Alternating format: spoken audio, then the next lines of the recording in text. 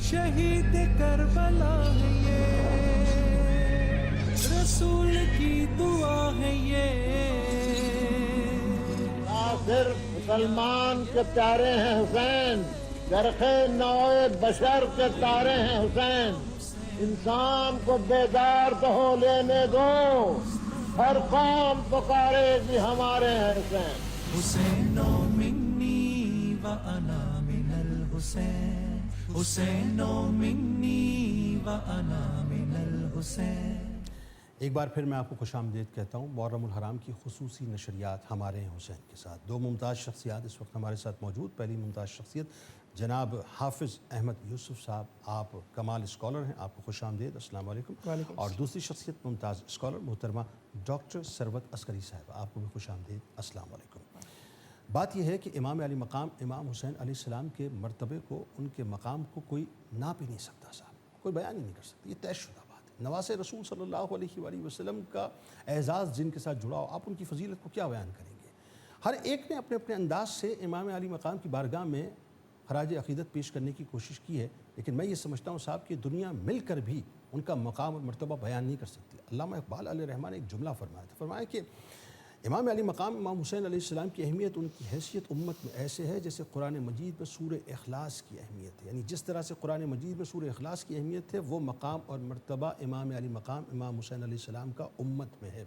अब ज़ाहिर नाज़रीन, जिनका मकाम इतना बड़ा हो, जिनका स्ट्रक्चर इतना बड़ा हो कि जिसको आप अल्फाज में बयान ना कर सकें, फिर लीडरशिप की ज़िम्मेदारी भी उनके ऊपर उसी अंदाज से, उनके कंधों पर उसी अंदाज से आती है। क्योंकि दीन की इमारत नाना जान ने तामीर की थी, बचाने का वक्त अब आ गया और बचानी आपको है। लिहाजा सबसे पहले ये समझ लीजिए, ये जो लोग कहते हैं ना कि आप इक़्तिदार के लिए निकले थे, साहब इक़्तिदार तो आपकी ठोकरों का सदका था, माल आपकी ठोकरों का सदका था, जाओ हशमत आपकी ठोकरों का सदका था। आपको कुर्सी नहीं चाहिए थी, कुर्सी तो आपकी ठोकरों का सदका था। आप यकीन मान लीजिए इस बात को, आप चाहते तो यजीद को ढील देकर डील कर लेते। आपने यजीद को न ढील दी है न डील की है, क्योंकि आप जानते थे कि रहती दुनिया तक अब मिशन हुसैनी जो है, इसकी इब्तिदा यहाँ से होनी है, लेकिन इंतहा जो है इसकी कोई नहीं, क्योंकि मिशन हुसैनी अब इसके बाद चलता ही रहना है। क्योंकि मैंने नकब लगा दी है यजीदियत की डील के ऊपर भी और उसको डील देने के हवाले से भी। अब मैं आपको एक मिसाल देता हूँ। आपको अगर इमाम अली मकाम को समझना है ना, आप उनके थॉट्स को सुन लीजिए और समझ लीजिए, उन खुतबात को पढ़ लीजिए, आपको अंदाज़ा हो जाएगा कि इमाम जो है किस मकसद के लिए बुनियादी तौर पर निकले थे। कि उनका हुकूमत मकसद ना था, कुर्सी मकसद ना थी, इख्तिदार लेना मकसद ना था। यानी मदीने पाक को छोड़ते हुए इमाम फरमाते हैं कि मैं अपना वतन किसी शर्र फसाद फैलाने और जुल्म व सितम करने की खातिर नहीं छोड़ रहा हूँ, बल्कि मदीने से मेरी रवानगी का मकसद ये है कि अपने नाना हज़रत मोहम्मद मुस्तफ़ा सल्लल्लाहु अलैहि वसल्लम की उम्मत की इस्लाह करूँ और अमल बिल मारूफ व नही अनिल मुनकर करूँ, और अपने नाना जान रसूलुल्लाह सल्लल्लाहु अलैहि वसल्लम और बाबा अली इब्न अबी तालिब करमुल्लाहु वजहुल करीम की सीरत पर अमल पैरा होना चाहता हूँ। ये तो हुआ साहब वो मुकद्दमा, वो दीबाचा जो आपने मदीने पाक को छोड़ते हुए पेश किया था। और मुख्तलिफ मकामात, मुख्तलिफ मनाजिल पे आपने मुख्तलिफ खुतबात दिए। एक सिर्फ चंद जुमले में एक खुतबे के आपके सामने रखता हूँ, आपको समझ आ जाएगा कि इमाम की थॉट्स क्या हैं। फरमाते हैं कि इमाम दो तरह के होते हैं। कितनी तरह के? दो तरह के होते हैं। इमाम फरमाते हैं एक वो जो लोगों की हिदायत करता है, जबकि दूसरा वो जो लोगों को जलालत और गुमराही की तरफ लेके जाता है। जो हिदायत के इमाम की पैरवी करता है वो बहिश्त में जाएंगे, जबकि जो शख्स जलालत के इमाम की पैरवी करेगा वो जहन्नम में जाएगा। यानी इमाम ने ये बतला दिया कि पैरवी तुम्हें मेरी ही करनी है, जो यजीद के पीछे चलेगा वो दाखिल जहन्नम कर दिया जाएगा, और जो मेरी पैरवी करेगा वही इंशाअल्लाह दाखिल जन्नत कर दिया जाएगा। यानी जो यजीद की थॉट्स पे चलेगा उसकी ना दुनिया है ना आखरत है, और जो मेरी थॉट्स पे चलेगा उसे दुनिया भी मुमताज़ समझेगी और आखरत में भी मुमताज़ होगा। आगाज़ करते हाफिज़ साहब, ये बहुत ही अहम मरहला है। खुतबात इमाम अली मकाम इमाम हुसैन अलैहिस्सलाम असल में आपका माफ़ी ज़मीर है, आपकी थॉट्स हैं, आपकी अप्रोच है, आपकी फ़िक्र है, आपका नज़रिया है, जिसका आपने मुकम्मल प्रचार किया है मदीने पाक से लेकर शहादत। यानी आप सोचिए कि सबकी 71 शहादतें हो चुकी हैं, उसके बावजूद भी इमाम ने अपना खुतबा, आखिरी खुतबा दिया है, वहाँ तक जो है आपने हुज्जत तमाम की है। बताइए। बिस्मिल्लाहिर्रहमानिर्रहीम। यकीनन इमाम के खुतबात बहुत ज़्यादा जो है वो हमारे लिए उसमें हिदायत के मोती हैं अगर कोई चुनना चाहे। और उसके अलावा आपके कुछ और भी हमें तारीख़ी रिवायात में अक़वाल मिलते हैं, और वो भी अपनी मिसाल आप हैं। میں چاہوں گا کہ میں آپ کے سامنے کچھ اقوال بھی بیان کروں اور پھر میں انشاءاللہ بسم اللہ، بات بھی آپ کے بسم سامنے جو ہے اللہ، وہ بسم اللہ، پیش کرتا ہوں. بسم اللہ. اب ایک قول امام حسین کا جو کہ امام شافعی نے روایت کیا ہے وہ یہ ہے کہ امام حسین فرماتے ہیں ہم اہل بیت اللہ تعالیٰ سے جو کچھ طلب کرتے ہیں اللہ تعالیٰ وہ ہمیں عطا فرماتا ہے. سبحان اللہ. اور پھر فرماتے ہیں اور اگر وہ ہمیں مصیبت میں دیکھ کر خوش ہے تو ہم بھی اس سے خوش ہیں کیونکہ اللہ تعالیٰ کی رضا یہی ہے کہ وہ جس حال میں رکھے اس سے خوش رہا جائے. اللہ اکبر. یعنی اللہ تعالیٰ نے جس حال میں رکھا ہے ہمیں ہم اس سے خوش ہیں. ہم اللہ تعالیٰ کی رضا میں کیا ہیں؟ راضی ہیں. وہی والی بات ہے کہ جو توکل کے صبر کے جو درجات ہیں نا کہ ملے تب بھی شکر کرنا نہ ملے تب بھی شکر کرنا اور اس شکر کو پسندیدہ جاننا کہ اللہ تبارک و تعالیٰ نے ہمیں اگر اس حال میں رکھا ہے تو یہ اللہ کی چاہت ہے تو اللہ کی چاہت پہ ہم شکر کیوں نہ کریں. تو یہ تو ایک بات ہو گئی. ایک اور چیز جو امام حسین فرماتے ہیں وہ یہ کہ غرور کرنے والا عالم تواضع کرنے والا جاہل اس سے بہتر ہے. جو جاہل تواضع کرے گا وہ غرور کرنے والے عالم سے بہتر ہے. اور پھر امام حسین فرماتے ہیں میرے والد کا ایک شعر ہے. جنید بھائی شعر سنیے گا کتنا خوبصورت ہے. آپ فرماتے ہیں کہ کم عالم متکبر سترت تکبر علمہ کم جاہل متواضع سترت تواضع جہلہ. کتنے عالم ہیں جو تکبر کرتے ہیں اور ان کا تکبر ان کے علم کو چھپا لیتا ہے. اور فرماتے ہیں اور کتنے جاہل ہیں جو عاجزی اختیار کرتے ہیں اور ان کی عاجزی ان کی جہالت پہ پردہ ڈال دیتی ہے. یعنی غرور سے بچنا کتنا اہم ہے اور عاجزی اختیار کرنا کتنا جو ہے وہ ضروری ہے کہ بندے کی جہالت پہ بھی پردہ پڑ جاتا ہے. اسی طرح امام حسین کا ایک اور قول میں آپ کو سنانا چاہوں گا.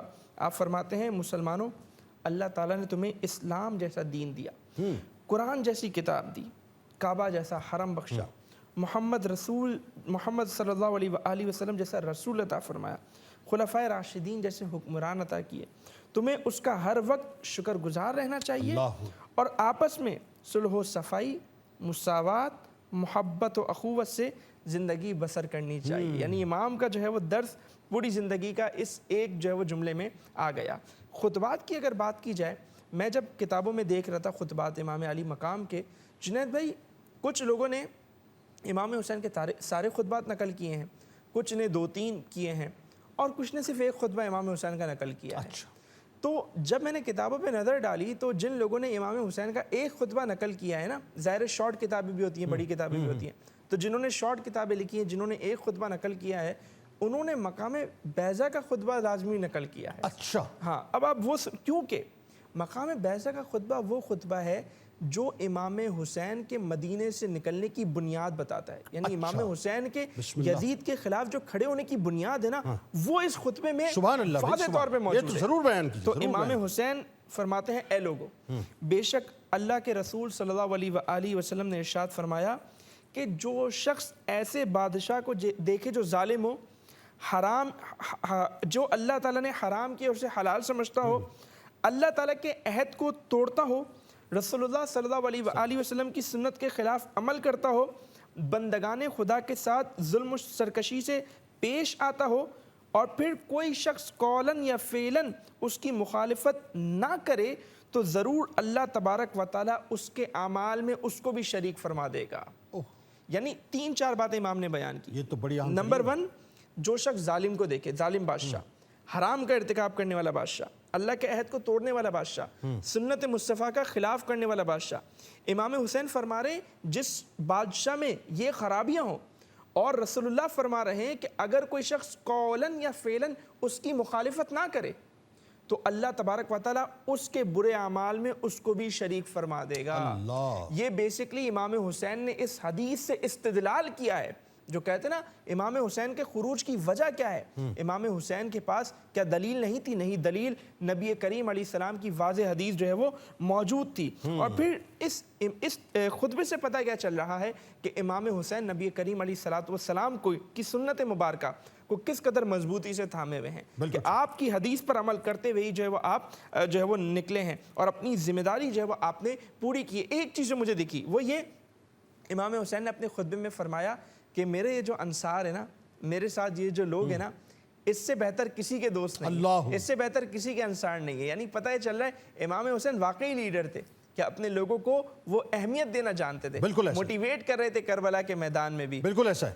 اور یہ جو انداز ہے نا لیڈرشپ کا، یہ سرور دو جہاں صلی اللہ علیہ وآلہ وسلم کا انداز ہے. آپ یہ دیکھیے کہ جس لیڈرشپ کو سرور دو جہاں صلی اللہ علیہ وآلہ وسلم نے رہتی دنیا تک انٹروڈیوس کروایا، یہ اسی کی پیروکاری ہے کہ آپ کو معلوم ہے کہ آپ کا مشن اس وقت تک پائے تکمیل تک نہیں پہنچتا جب تک آپ کے کمپینینز اور آپ کے فالوورز اسی انداز سے آپ کے مشن کو نہ لیں جیسا کہ آپ لیتے ہیں.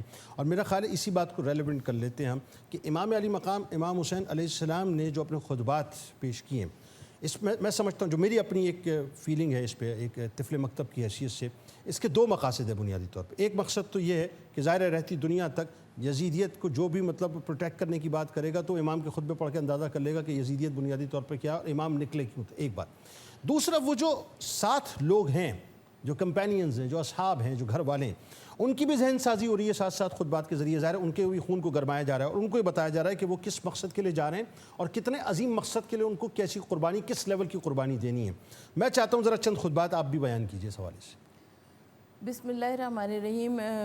سب سے پہلی بات تو یہ کہ جو آپ نے مدینے سے چلتے ہوئے امام حسین علیہ السلام کا خطبہ ارشاد فرمایا کہ جس میں امام حسین علیہ السلام نے ارشاد فرمایا کہ نہ میں تخت کے لیے جا رہا ہوں، نہ سلطنت کے لیے، نہ حکومت کے لیے، بلکہ میں امر بالمعروف اور نہی عن المنکر کے لیے جا رہا ہوں. تو یہ امام حسین علیہ السلام کا ایک ایسا طریقہ کار تھا کہ جس کی نظیر تاریخ عالم پیش کرنے سے قاصر ہے، اس لیے کہ امام علی مقام ارشاد فرما رہے کہ میں امر بالمعروف کے لیے اور نہی عن المنکر کے لیے جا رہا ہوں. اور امام حسین علیہ السلام سے کیونکہ مدینے سے مکہ پہنچے اور مکے سے عازم عراق ہوئے تو بہت سارے افراد جو تھے وہ امام حسین علیہ السلام کے ساتھ ملے، مگر امام حسین علیہ السلام ایک ایک کو رخصت کرتے رہے اور ان کو سمجھاتے بجھاتے رہے، دیکھو یہ مال غنیمت یہاں پہ نہیں ملے گا، یہاں پہ کشور کشائی نہیں ہے، بلکہ یہ موت کا سفر ہے اور یہاں پر موت یقینی ہے. تو امام علی مقام امام حسین علیہ السلام سب کو سمجھا بجھا کر واپس کرتے رہے. اور آخری موقع جو امام حسین علیہ السلام کو ملا ہے وہ شب عاشور، جب امام حسین علیہ السلام نے چراغ خیمہ کو گل کیا اور چراغ خیمہ کو گل کر کے امام حسین علیہ السلام نے فرمایا کہ آنے والوں کے لیے راستے بند ہیں مگر جانے والوں کے لیے راستے کھلے ہوئے ہیں. اگر تم جاؤ گے تو میں اپنے نانا کی شفاعت کا وعدہ بھی کرتا ہوں اور تمہاری بخشش کی ضمانت بھی لیتا ہوں. بجھایا ایک دیا شہنے 72 ہو گئے روشن، اندھیرا خود پریشاں ہے بجھا کیا تھا جلا کیا ہے. اور امام علی مقام امام حسین علیہ السلام نے اسی شب عاشور میں وہ عظیم جملہ ارشاد فرمایا جس کا مولانا صاحب نے ابھی حوالہ دیا کہ ایسے اصحاب جیسے اللہ نے مجھے عطا فرمائے ہیں ایسے اصحاب کسی کو نہ ملے. یقیناً امام علی مقام امام حسین علیہ السلام مقتل کربلا میں صبح سے شام تک، عصر عاشور تک امام حسین علیہ السلام نے 9 خطبات ارشاد فرمائے ہیں. کیونکہ یزید بہت سارے لشکر یزید میں بہت سارے ایسے لوگ شامل تھے کہ جن کو امام حسین علیہ السلام کی جلالت قدر کے بارے میں معلوم ہی نہیں تھا کہ وہ اس خاندان سے تعلق رکھتے ہوں. اور امام علی مقام امام حسین علیہ السلام نے سب کو بتایا تاکہ کل کو کوئی یہ نہ کہہ سکے کہ ہمیں معلوم ہی نہیں تھا. امام حسین علیہ السلام نے فرمایا کہ میں رحمت للعالمین صلی اللہ علیہ وآلہ وسلم کا نواسا ہوں، میں نور نظر علی و بطول ہوں. یعنی امام علی مقام زبان حال سے اپنا تعارف بھی کرا رہے ہیں اور اپنا تعارف کرانے کے ساتھ ساتھ ان کے اوپر حجت بھی تمام کر رہے ہیں کہ تم اس لشکر یزید میں ہو اور لشکر حسین ابن علی بالکل یکا و تنہا ہے. کیونکہ اللہ کے رسول صلی اللہ علیہ وآلہ وسلم نے تمام مسلمانوں کو مخاطب کر کے فرمایا تھا کہ اس حسین کو پہچان لو اور یہ حسین جب مدد کے واسطے پکارے تو تمہارے لیے ضروری ہے کہ تم حسین کی مدد کے واسطے آؤ. تو امام علی مقام نے جو صدائے استغاثہ بلند کی تھی حل میں ناصر ینصرنا مقتل کربلا میں، تو یقیناً امام علی مقام نے وہ اس حجت کو تمام کیا تھا. اور ایک دن یعنی روز عاشورہ سن 61 ہجری کے لیے وہ صدائے استغاثہ بلند نہیں تھی بلکہ آج تک وہ امام علی مقام امام حسین علیہ السلام کی صدائے استغاثہ تاریخ میں گونج رہی ہے حل من ناصر ینصرنا، یعنی کوئی ہے جو میری مدد کے واسطے آئے۔ اگر ہم اس وقت امام علی مقام کی صدائے استغاثہ کی پر لبیک کہتے ہیں تو ہم کو امام علی مقام امام حسین علیہ السلام کے جادے کو اسوے کو اپنانا ہوگا، اور امام حسین علیہ السلام جس راستے پر چل رہے تھے ہمیں اس راستے کو بھی اپنانا ہوگا۔ بالکل ایسا ہے، بالکل ایسا ہے، اس میں کوئی دوسری رائے نہیں ہے۔ اور اس میں جو حافظ صاحب جو ایک اہم ترین بات جیسے کہ ڈاکٹر صاحبہ فرما رہی تھی کہ امام علی مقام امام حسین علیہ السلام نے اپنی تھاٹ تو بڑی کلیئر کر دی کہ میں امر بالمعروف و نہی عن المنکر کے لیے نکلا ہوں، اور مجھے ظاہر ہے جہو و حشمت اور فتنہ و فساد میرا مقصد ہی نہیں ہے، اور اسی فتنہ و فساد سے آپ نے مدینہ پاک کو بھی بچایا، اسی فتنہ و فساد سے آپ نے مکہ پاک کو بھی بچایا۔ یعنی اس کا مطلب یہ ہوا کہ امام نے اپنے خطبات میں پہلے یہ کلیئرٹی دے دی تھی کہ میں کسی دنیاوی مقصد کے لیے نہیں نکلا ہوں، میرا مقصد صرف اور صرف اعلاء کلمۃ الحق ہے۔ ایسا ہی بالکل ایسا ہی ہے۔ بسم اللہ الرحمن الرحیم۔ آپ دیکھیں قرآن پاک میں اللہ تعالیٰ نے واضح فرمایا نا، انما یرید اللہ لیذھب عنکم الرجس اہل البیت ویطہرکم تطہیرا، کہ اللہ تعالیٰ چاہتا ہے کہ تم سے جو ہے وہ نجاست دور فرما دے اور تمہیں خوب پاک کر دے، خوب ستھرا کر دے۔ تو امام حسین کے خطبات میں ہمیں جو ایک چیز ملتی ہے وہ یہ کہ امام حسین نے اپنے خطبے میں جو عاشورہ کی رات جو خطبات کا تسلسل رہا ہے کربلا کے میدان میں، اس میں ایک خطبے میں امام حسین نے ایک بات بیان فرمائی ہے، وہ یہ کہ میرے سامنے دنیا بڑی حقیر ہے، اور امام حسین نے دنیا کی حقارت کو بڑے واضح انداز میں بیان فرمایا۔ ایسا ہی ہے، یعنی ایک طرف جو آپ نے جو بیان دیے کہ مدینے کو آپ نے جو بچایا ظاہر ہے قتل و غارت سے، مکے کو بچایا، فتنہ و فساد آپ نہیں چاہتے تھے کہ ان حرم پاک میں جو ہے وہ کسی بھی قسم کی جو ہے وہ جنگ و جدال والی کیفیت بنے۔ دوسری طرف کربلا کے میدان میں امام حسین جہاں اپنا مقصد بیان کر رہے ہیں امر بالمعروف و نہی عن المنکر، وہیں امام حسین یہ بھی بیان کر رہے ہیں کہ دیکھو دنیا کتنی حقیر ہے اور یہ دنیا ہمارے سامنے کچھ بھی نہیں ہے، اور ہم اہل بیت تو وہ ہیں کہ ہم جو چاہتے ہیں اللہ تبارک و تعالی ہمیں عطا فرما دیتا ہے۔ یہی دیکھیں یہی وجہ ہے آپ نے نہ ڈھیل دی نہ ڈیل لی۔ جی میں نے ابتدا میں بات کہی، بالکل بالکل، امام حسین نے جو ہے وہ نہ یزیدیوں کو ڈھیل دی اور نہ ان سے جو ہے وہ کسی قسم کی جو ہے وہ ڈیل آپ نے قبول فرمائی۔ میں اس خطبے کے الفاظ بھی آپ کو پڑھ کے جو ہے وہ سنا دیتا ہوں۔ آپ فرماتے ہیں کہ جو معاملہ درپیش ہے تم سب اس کو دیکھ رہے ہو، ٹھیک، اور بے شک دنیا تبدیل ہو گئی ہے اور اچھی حالت سے نکل کر بری حالت کی طرف چلی گئی ہے، اور دنیا کی اچھائی نے پیٹ پھیر لی ہے، اور یہاں تک اس میں اتنا کچھ باقی رہ گیا ہے جتنا کہ برتن کا دھون۔ اللہ اکبر، یعنی دنیا میں اب صرف اتنا ہی باقی ہے جتنا برتن کا اللہ دھون، یا زندگی کا حقیر حصہ، جیسا کہ بڑی چراگاہ۔ تو جیسے بڑی چراگاہ ہوتی ہے کہ کوئی اپنے جانور وہاں لے کے نہیں جاتا، کوئی بھی وہاں نہیں جاتا، اور برتن کے دھون کی جو ہے وہ کیا حیثیت ہے۔ تو آپ فرماتے ہیں کیا آپ دیکھتے نہیں ہیں کہ حق پر عمل نہیں ہو رہا، اور باطل ہے کہ کس طرح جو ہے وہ اس سے منہ نہیں موڑا جا رہا۔ مومن کو چاہیے کہ وہ حق پر رہ کر اللہ تبارک و تعالیٰ کی ملاقات کا شوق رکھے، اور میں بے شک شہادت کو سعادت شمار کرتا ہوں، اور ظالموں میں زندگی بسر کرنا مجھے ناپسندیدہ ہے۔ یعنی دنیا کو آپ نے ظالموں کی اماجگاہ قرار دیا، برتن کا دھون قرار دیا، ایک بری چراگاہ قرار دیا، اور آپ نے فرمایا کہ میرے لیے تو کیا ہے سعادت، کیا ہے اصل جو ہے وہ شہادت ہے۔ تو دنیا کی آپ کے سامنے کوئی حیثیت نہیں تھی، اور اللہ تبارک و تعالیٰ نے امام حسین کو، اہل بیت اطہار کو جو ہے وہ آپ یوں سمجھیں کہ جو منصب عطا فرمایا کہ دلوں پر آج تک حکومت تو حسین ہی کی ہے۔ اس میں کوئی دوسری رائے نہیں ہے کہ دلوں پہ ایک پل کی تھی بس حکومت یزید کی، صدیاں حسین کی، زمانہ حسین کا ہے۔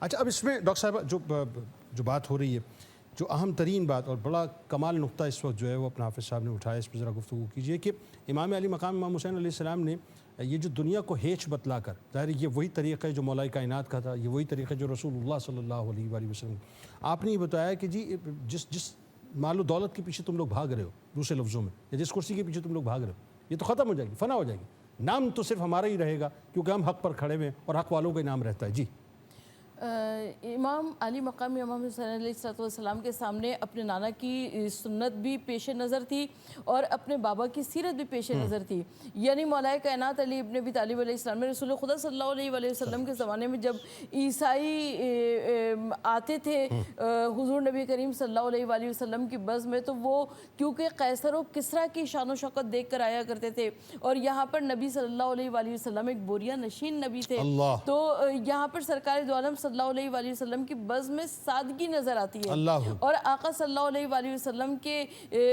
مولا متقیان علی ابن ابی طالب علیہ السلام نے دنیا کو 3 طلاقیں دی ہیں، دنیا کو بکری کی چھینک سے معمولی قرار دیا، تو یہ کیسے ممکن تھا کہ امام علی مقام امام حسین علیہ السلام اپنے بزرگوں کے اس جادے پہ نہ چلتے؟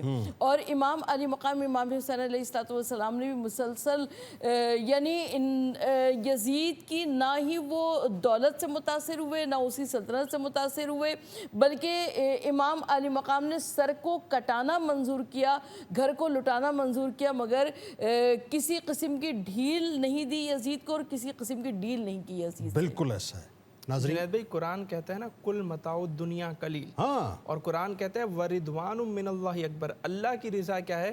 بڑی ہے۔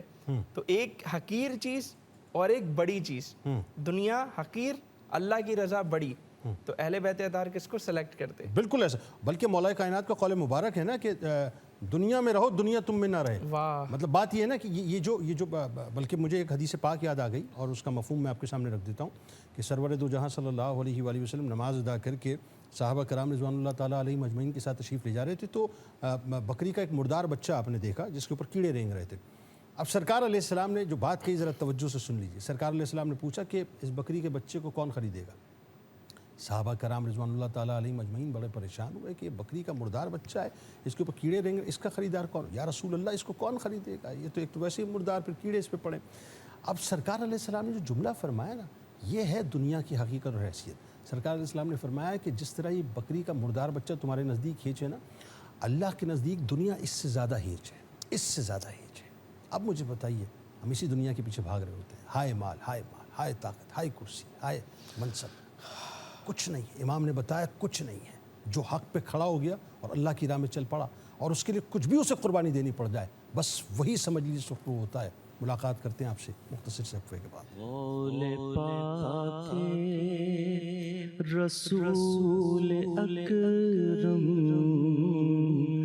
حسین مجھ سے جدا نہیں